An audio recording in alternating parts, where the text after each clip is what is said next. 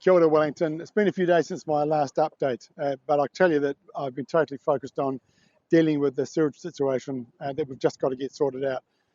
This will be a longer message than usual, but that's because there's a few important things to say. So first of all, behind me you can see the harbour where it is safe to swim and you can enjoy the coastline anywhere between Seatoon and Eastbourne and everything in between.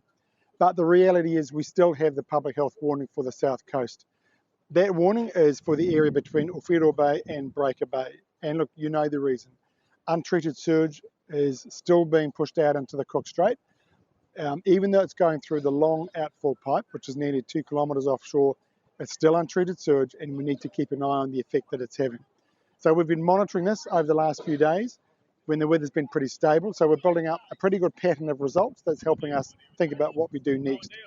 This weekend, we're expecting rain and wind, and possibly that wind goes up to gale force. So now we need to see what this does with the untreated wastewater and where it goes across the coastline. So we'll work with public health next week to monitor what happens as a result of that. And our aim is to be able to provide accurate public health advice once we know what that impact is. Now, I know this is frustrating for everyone. You know, this is the area where I like to swim and I take my dog, but it's got to be safety first. And look, there's a bunch of people who are really affected by this, and that's the businesses on the south coast. These are cafes, tourism businesses in particular, and they rely on people going to the beach to swim, surf, do those things you do on the weekend, walk the dog. It's really hard for them at the moment, but we can show our aroha to them. So if you've got nothing else to do this weekend, why don't you head out to the coast anyway, get some takeaways, dine at the cafes, visit the shops, and keep these local businesses and their workers on the top of your mind as places to give a little bit of extra support to at the moment. Just to update you on another aspect, on Monday I met with the Prime Minister and Minister Simon Watts, Minister of Local Government.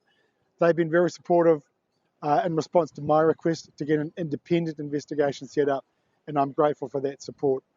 They've asked me for my recommendations for terms of reference, and I've given that to them in the middle of the week. It's now for the Minister to decide what he does, and I'm expected to hear back next week about that. It needs to be independent, and the best way to do that is something that the Minister can do as opposed to us. Also, the clean-up's making good progress. I want to acknowledge the amazing work that the ground team are doing to clean up the plant. This is an incredibly tough job, and we all owe them a debt of gratitude. There's still the presence of dangerous gas in the plant, and so the safety of the workers has got to be the top priority. Until they've cleaned up the whole plant, they can't assess the full extent of the damage and work out the program that's needed to restore the plant. So until we know more, the message is still stay off the beach, please. I know it's tough and it is disruptive, but thanks for sticking in there. We'll come back with more information just as soon as we get it.